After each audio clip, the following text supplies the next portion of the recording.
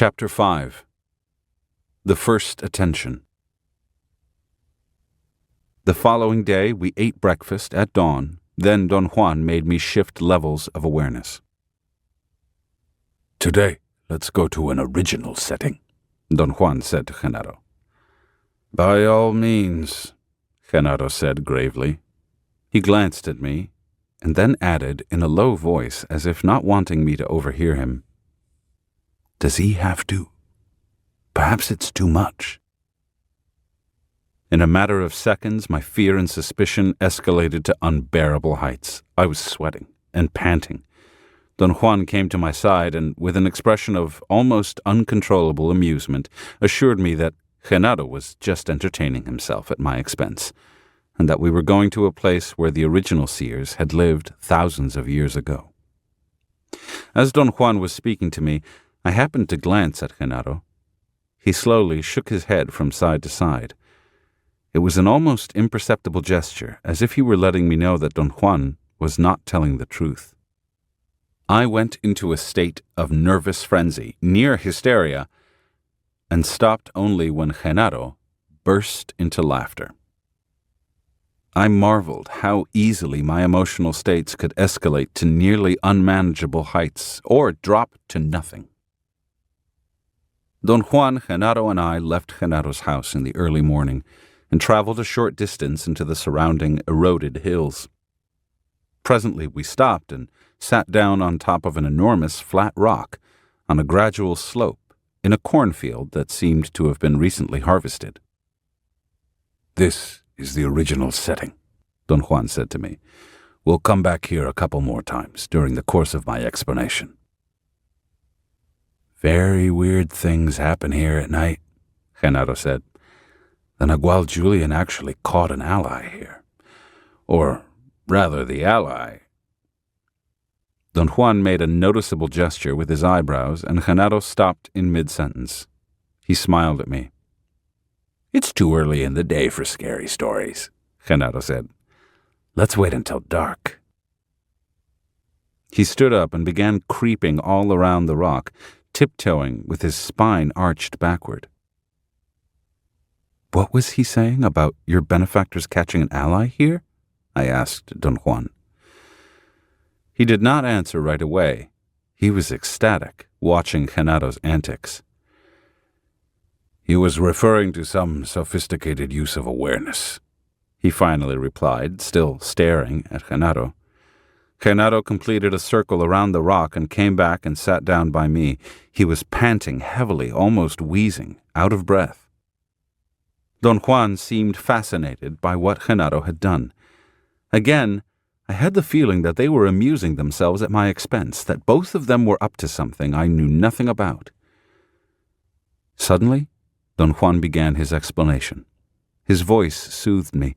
He said that after much toiling, seers arrived at the conclusion that the consciousness of adult human beings, matured by the process of growth, can no longer be called awareness, because it has been modified into something more intense and complex, which seers call attention.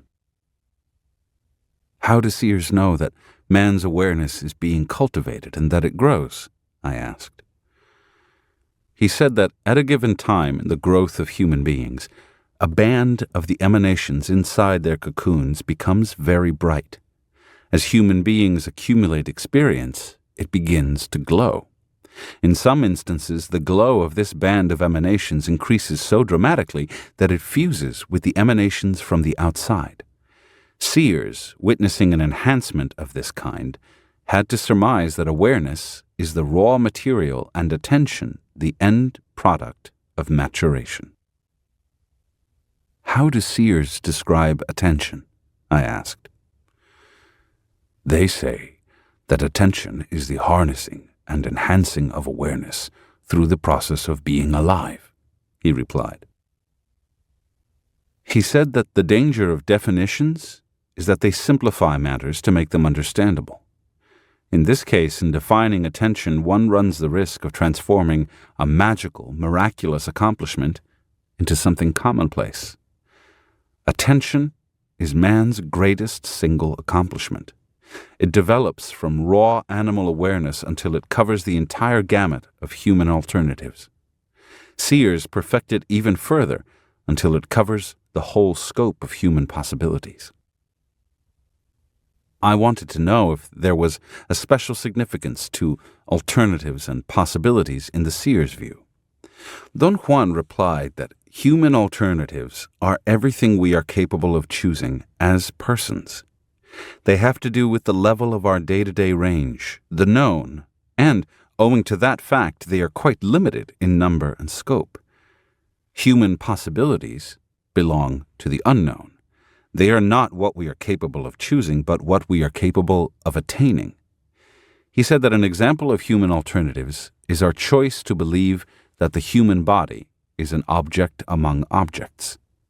An example of human possibilities is the seer's achievement in viewing man as an egg-like luminous being. With the body as an object, one tackles the known. With the body as a luminous egg, one tackles the unknown. Human possibilities have, therefore, nearly an inexhaustible scope. Seers say that there are 3 types of attention, Don Juan went on.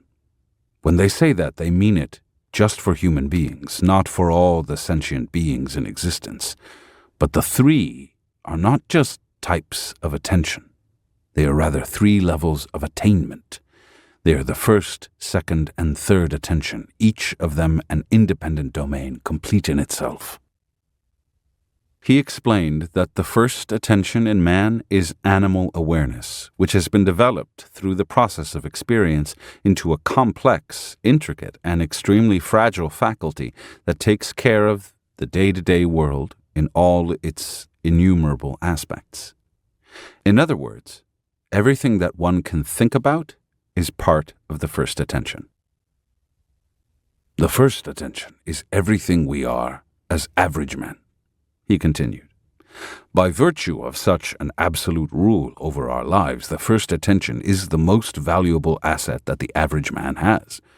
Perhaps it is even our only asset. Taking into account its true value, the new seers started a rigorous examination of the first attention through seeing. Their findings molded their total outlook and the outlook of all their descendants, even though most of them do not understand what those seers really saw. He emphatically warned me that the conclusions of the new seer's rigorous examination had very little to do with reason or rationality, because in order to examine and explain the first attention, one must see it. Only seers can do that. But to examine what seers see in the first attention is essential. It allows the first attention the only opportunity it will ever have to realize its own workings. In terms of what seers see, the first attention is the glow of awareness developed to an ultra shine, he continued. But it is a glow fixed on the surface of the cocoon, so to speak. It is a glow that covers the known. The second attention, on the other hand, is a more complex and specialized state of the glow of awareness. It has to do with the unknown. It comes about when unused emanations inside man's cocoon are utilized. The reason I called the second attention specialized is that in order to utilize those unused emanations, one needs uncommon, elaborate tactics that require supreme discipline and concentration. He said that he had told me before, when he was teaching me the art of dreaming, that the concentration needed to be aware that one is having a dream is the forerunner of the second attention. That concentration is a form of consciousness that is not in the same category as the consciousness needed to deal with the daily world. He said that the second attention is also called the left side awareness, and it is the vastest field that one can imagine, so vast, in fact, that it seems limitless. I wouldn't stray into it for anything in this world, he went on. It is a quagmire so complex and bizarre that sober seers go into it only under the strictest conditions. The great difficulty is that the entrance into the second attention is utterly easy and its lure nearly irresistible. He said that the old seers, being the masters of awareness, applied their expertise to their own glows of awareness and made them expand to inconceivable limits. They actually aimed at lighting up all the emanations inside their cocoons, one band at a time. They succeeded, but oddly enough, the accomplishment of lighting up one band at a time was instrumental in their becoming imprisoned in the quagmire of the second attention. The new seers corrected that error, he continued, and let the mastery of awareness develop to its natural end, which is to extend the glow of awareness beyond the bounds of the luminous cocoon in one single stroke. The third attention is attained when the glow of awareness turns into the fire from within, a glow that kindles not one band at a time, but all the eagle's emanations inside man's cocoon. Don Juan expressed his awe for the new seer's deliberate effort to attain the third attention while they are alive and conscious of their individuality. He did not consider it worthwhile to discuss the random cases of men and other sentient beings who enter into the unknown and the unknowable without being aware of it. He referred to this as the eagle's gift. He asserted that for the new seers to enter into the third attention is also a gift, but it has a different meaning. It is more like a reward for an attainment. He added that at the moment of dying, all human beings enter into the unknowable, and some of them do attain the third attention, but altogether too briefly, and only to purify the food for the eagle. The supreme accomplishment of human beings, he said, is to attain that level of attention while retaining the life force, without becoming a disembodied awareness moving like a flicker of light up to the eagle's beak to be devoured. While listening to Don Juan's explanation, I had again completely lost sight of everything that surrounded me. Genaro apparently had gotten up and left us and was nowhere in sight. Strangely, I found myself crouching on the rock, with Don Juan squatting by me, holding me down by gently pushing on my shoulders. I reclined on the rock and closed my eyes. There was a soft breeze blowing from the west. "Don't fall asleep," Don Juan said. "Not for any reason should you fall asleep on this rock." I sat up. Don Juan was staring at me. "Just relax," he went on. "Let the internal dialogue die out." All my concentration was involved in following what he was saying when I got a jolt of fright. I didn't know what it was at first. I thought I was going through another attack of distrust. But then it struck me, like a bolt, that it was very late in the afternoon. What I had thought was an hour's conversation had consumed an entire day. I jumped up, fully aware of the incongruity, although I couldn't conceive what had happened to me. I felt a strange sensation that made my body want to run. Don Juan jumped me, restraining me forcefully. We fell to the soft ground, and he held me there with an iron grip. I had no idea that Don Juan was so strong. My body shook violently. My arms flew every which way as they shook. I was having something like a seizure. Yet some part of me was detached to the point of becoming fascinated with watching my body vibrate, twist, and shake. The spasms finally died out, and Don Juan let go of me. He was panting with the exertion. He recommended that we climb back up on the rock and sit there until I was all right. I could not help pressing him with my usual question. What had happened to me? He answered that as he talked to me, I had pushed beyond a certain limit and had entered very deeply into the left side. He and Genaro had followed me in there, and then I had rushed out in the same fashion I had rushed in. "I caught you right on time," he said. "Otherwise, you would have gone straight out to your normal self." I was totally confused. He explained that the three of us had been playing with awareness. I must have gotten scared and run out on them. Genaro is the master of awareness, Don Juan went on. Silvio Manuel is the master of will. The two of them were mercilessly pushed into the unknown. My benefactor did to them what his benefactor did to him. Genaro and Silvio Manuel are very much like the old seers in some respects. They know what they can do, but they don't care to know how they do it. Today, Genaro seized the opportunity to push your glow of awareness, and we all ended up in the weird confines of the unknown. I begged him to tell me what had happened in the unknown. "You'll have to remember that yourself," a voice said just by my ear.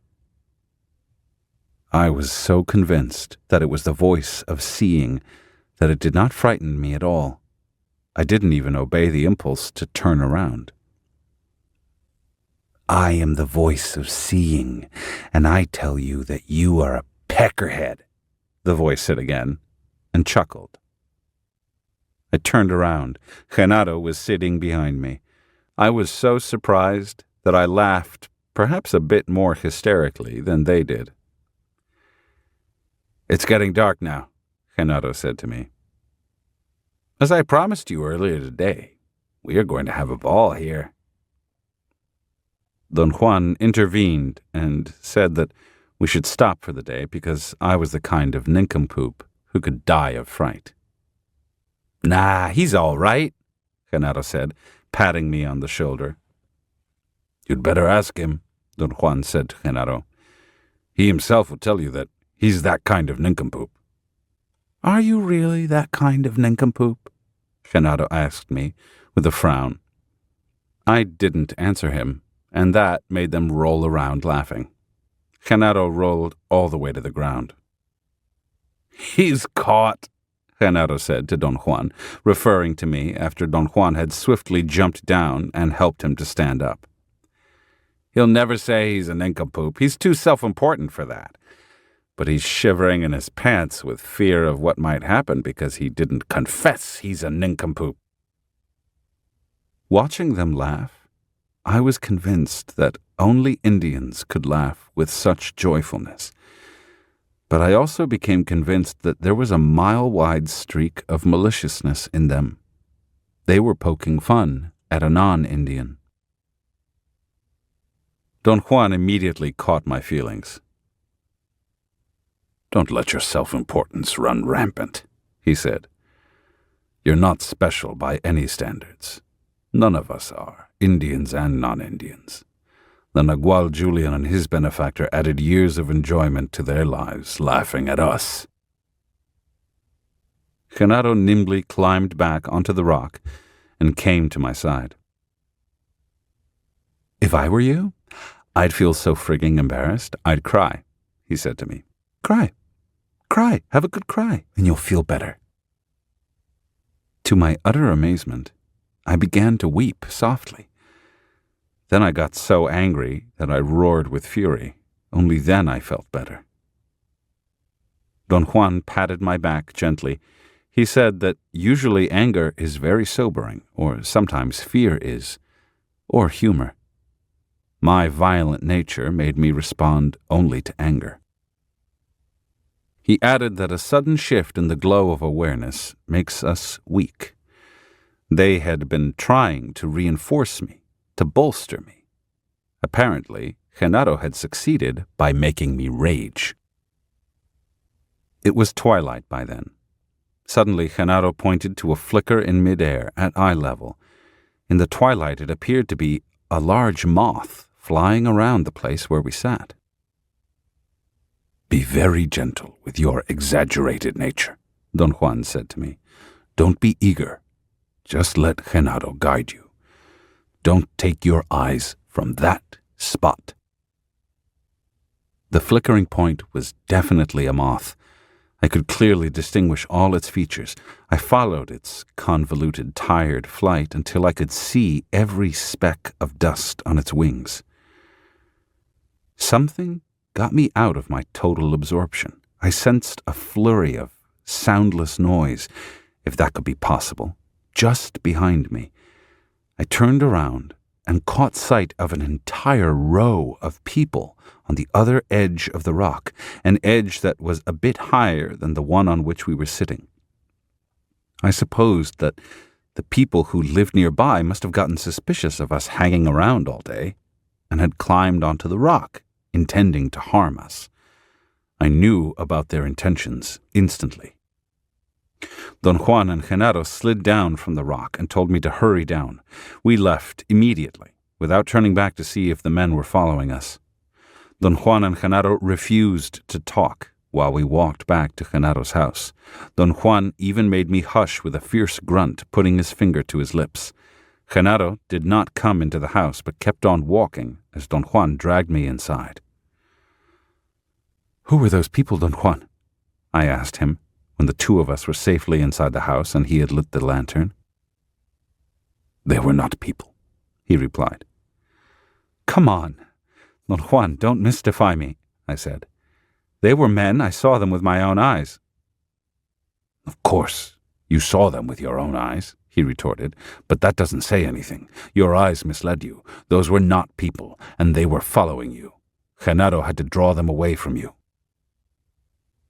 "What were they, then, if not people?"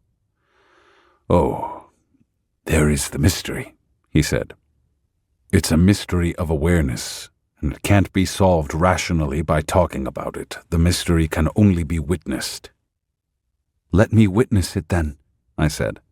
"But you already have, twice in one day," he said. "You don't remember now. You will, however, when you rekindle the emanations that were glowing when you witnessed the mystery of awareness I'm referring to. In the meantime, let's go back to our explanation of awareness."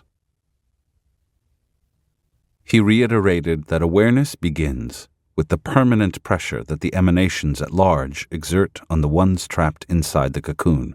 This pressure produces the first act of consciousness. It stops the motion of the trapped emanations which are fighting to break the cocoon, fighting to die. "For a seer, the truth is that all living beings are struggling to die," he went on. "What stops death is awareness." Don Juan said that the new seers were profoundly disturbed by the fact that awareness forestalls death and at the same time induces it by being food for the eagle. Since they could not explain it, for there's no rational way to understand existence, seers realized that their knowledge is composed of contradictory propositions. "Why did they develop a system of contradictions?" I asked. "They didn't develop anything," he said. "They found unquestionable truths by means of their seeing. Those truths are arranged in terms of supposedly blatant contradictions. That's all. For example, seers have to be methodical, rational beings, paragons of sobriety, and at the same time, they must shy away from all of those qualities in order to be completely free and open to the wonders and mysteries of existence." His example left me baffled, but not to the extreme. I understood what he meant. He himself had sponsored my rationality only to crush it and demand a total absence of it. I told him how I understood his point. "Only a feeling of supreme sobriety can bridge the contradictions," he said. "Could you say, Don Juan, that art is that bridge?" "You may call the bridge between contradictions anything you want. Art, affection, sobriety, love, or even kindness." Don Juan continued his explanation and said that in examining the first attention, the new seers realized that all organic beings, except man, quiet down their agitated, trapped emanations so that those emanations can align themselves with their matching ones outside. Human beings do not do that. Instead, their first attention takes an inventory of the eagle's emanations inside their cocoons.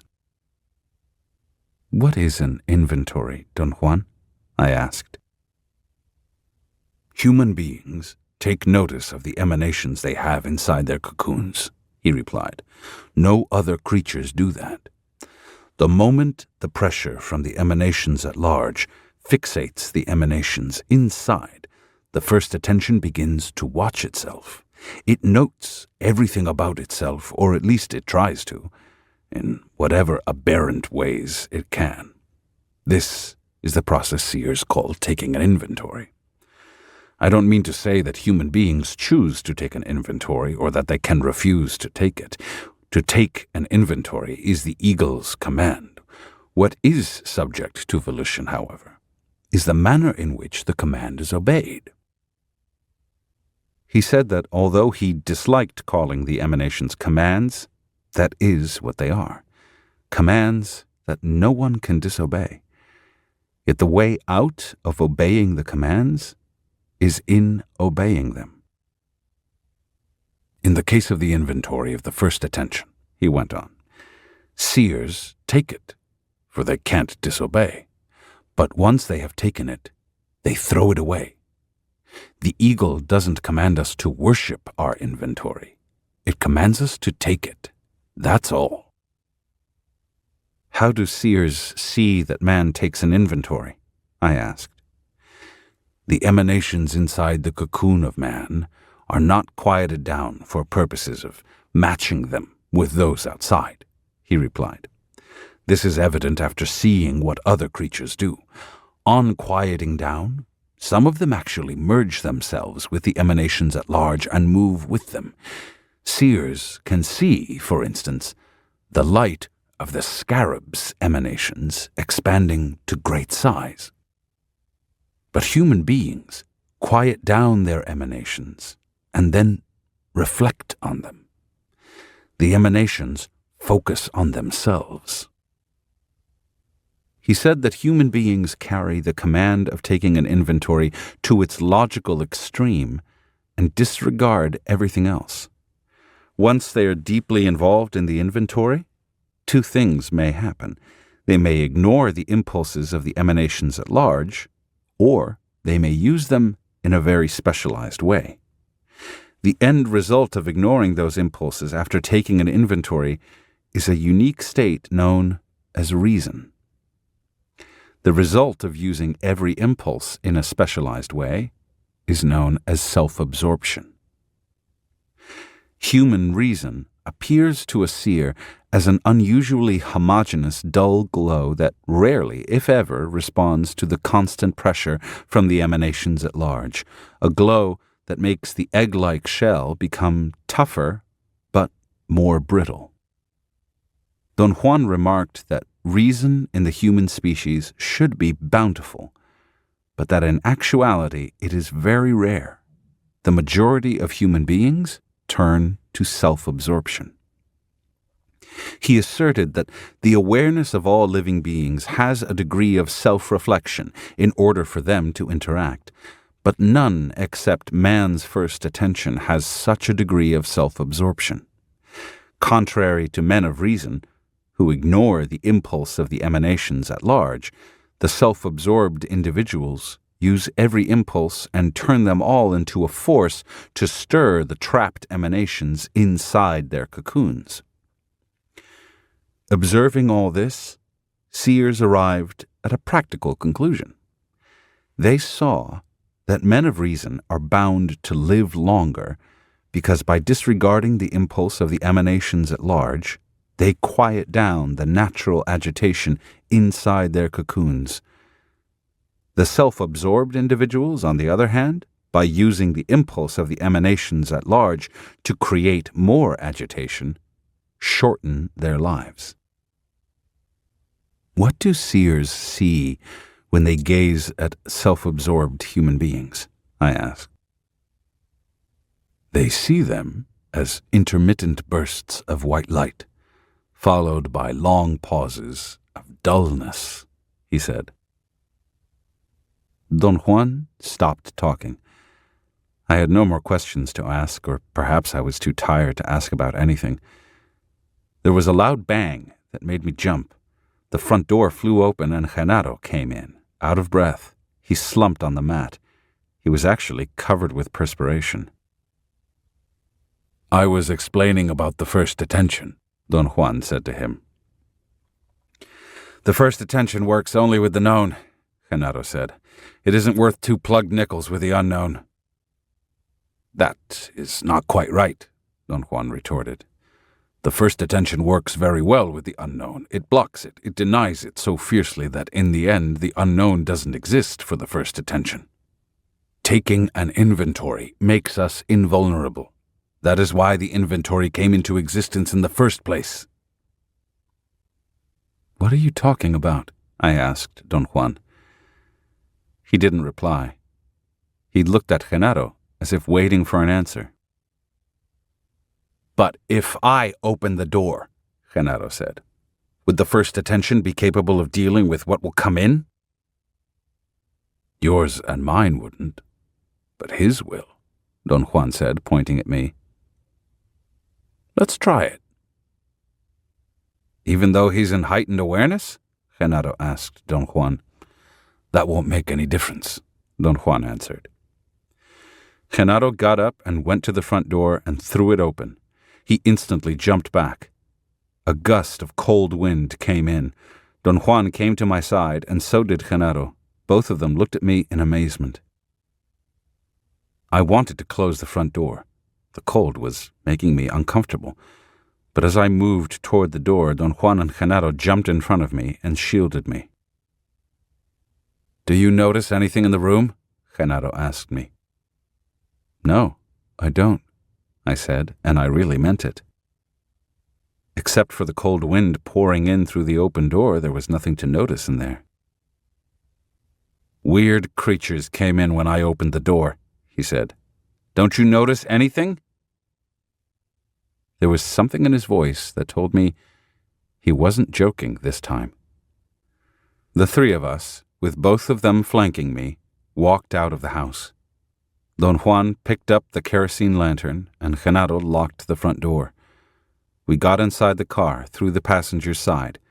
They pushed me in first, and then we drove to Don Juan's house in the next town.